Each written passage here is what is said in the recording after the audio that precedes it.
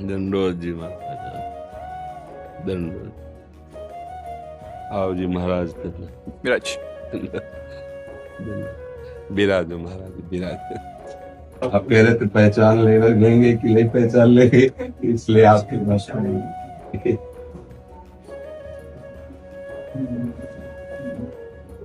क्या सेवा करे जी आपके, दर्शन दिए आके आप। बड़ी कृपा करे। बहुत बहुत अच्छा बहुत अच्छा। नहीं, हमको भी बहुत अच्छा लगा, आप दर्शन दिए आके। बहुत कृपा की, बहुत। साधना, उपासना, भक्ति, तपस्या सब होती है, पर गुरु के प्रति प्रेम, गुरु वाणी के प्रति ऐसा प्रेम, ये जो देखने को मिलता है ना, ये दो ऐसी अमोघ चीज हैं जो कितना भी कोई पतित हो उसका महामंगल। दंडोत जी महाराज, दंडोत। आप कुर्सी पे विराजेंगे? नहीं, आप कृपा करें कुर्सी पे बैठ जाए। आसन विराज, विराज, विराज। सुनो, हाँ, महाराज जी को माला पे।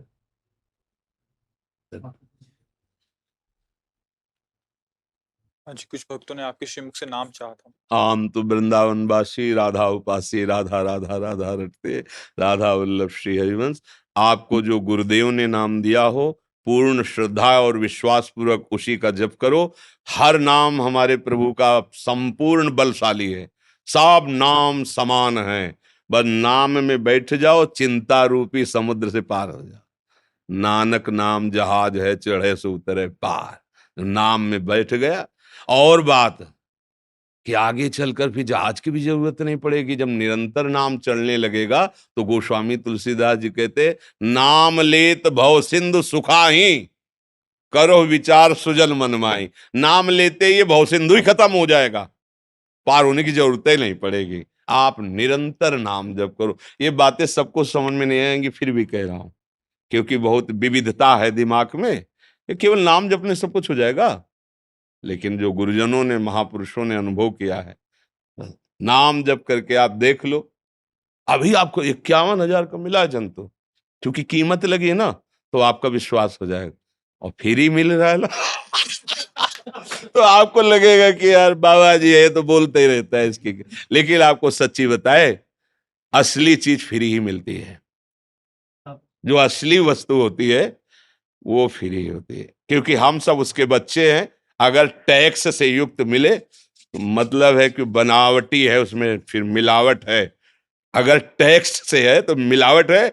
नहीं, हमारे मालिक की असली वस्तु फ्री मिलती है। देखो, फ्री वायु, फ्री वायु, ये भूमि, जल, जो हमारा जीवन हमारे मालिक ने फ्री किया।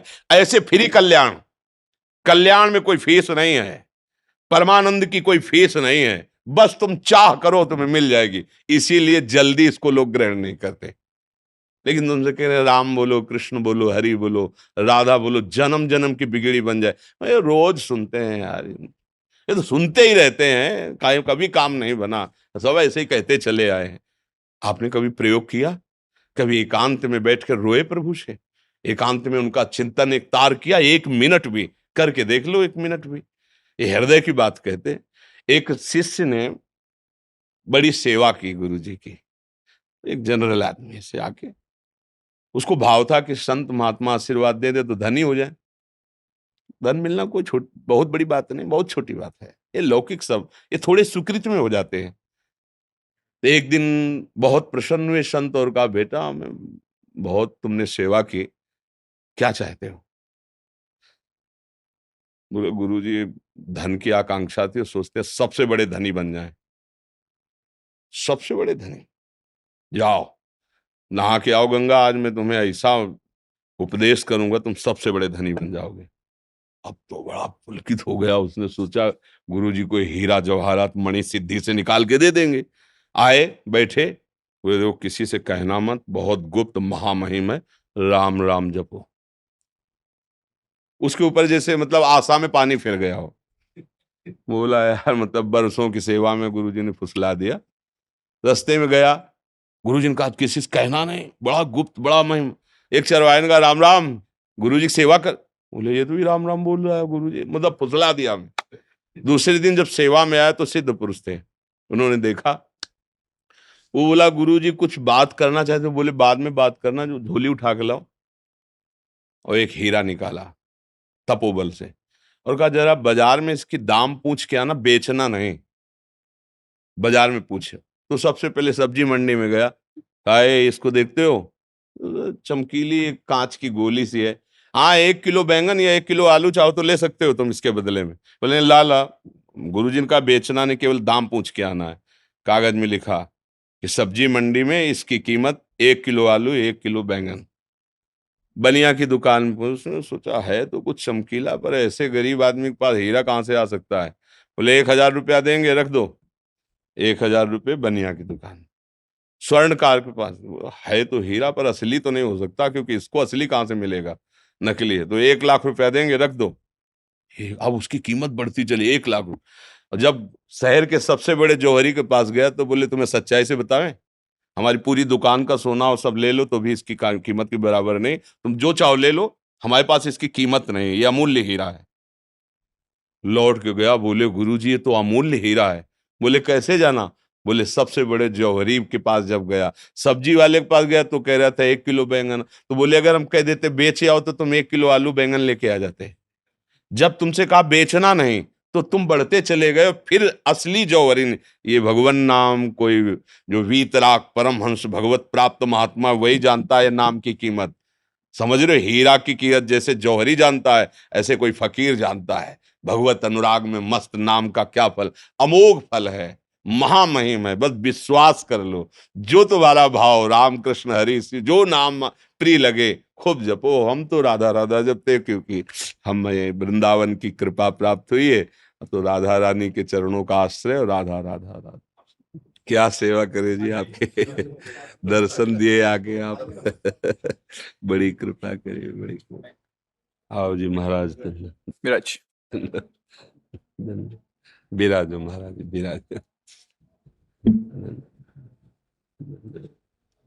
धन्यवाद। आओ जी विराज, बड़ी कृपा की, आप दर्शन दिए आके, बड़ी कृपा की। ये पहले महाराज को उठा के आओ, ये हमारी लाडली जी की प्रसादी वस्त्र है। हाँ, श्री जी की, ठाकुर जी की प्रसादी। जय हो मेरे प्रभु, आपकी जय। हमें बड़ा सुख मिलता है, जैसे आप लोगों के दर्शन करते हैं ना, बहुत अच्छा लगता है, क्योंकि गुरुवाणी और भगवत स्वरूप, गुरु स्वरूप, साहब स्वरूप ग्रंथ की जो भावना देखे ना, वो मतलब हृदय हमारा उसमें बलिहार हो जाता है।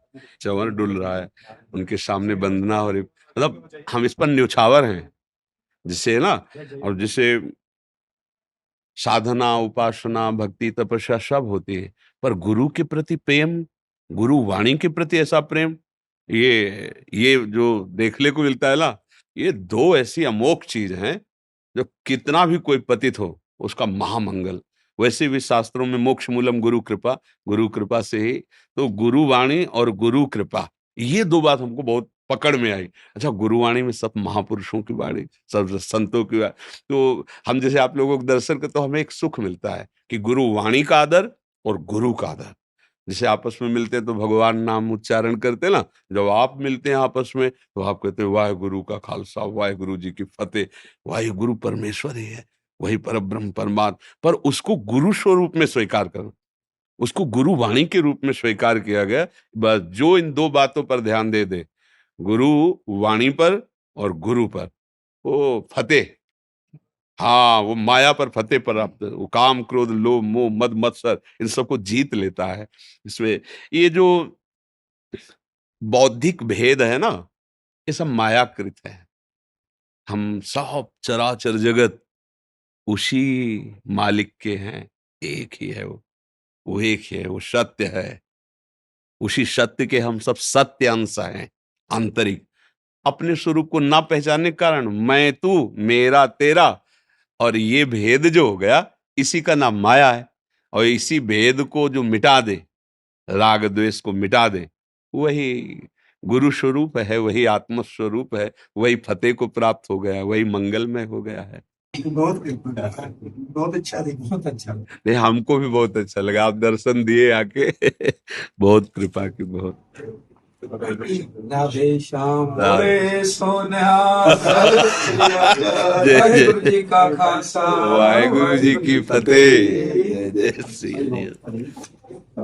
एक मेरा प्रश्न था, मेरे को जैसे पहले थे ना जिज्ञासु, पहले पहले शुरू में लगा सवाल भगवान से ही, भगवान आप मेरा मार्गदर्शन कैसे करें, अब मेरे को ये सब चाहिए। अब कोई कह भी दे ना, मेरे को भगवान से मांगने का मन नहीं करता। हाँ, ये उत्तम बात है। नहीं, वो सर्वज्ञ है ना, सर्वांतर्यामी है, उससे क्या तो मांगना। फिर सर जैसे हम सभी में देखते हैं, मेरे को भक्ति का मार्ग एक ही दिखता है। जी हाँ, तो एक ही है, एक ही है, उसमें अंतर थोड़ी है। जब एक को स्वीकार किया तो एक ही है, एक ही अनेक रूपों में भास रहा है, कोई अंतर नहीं।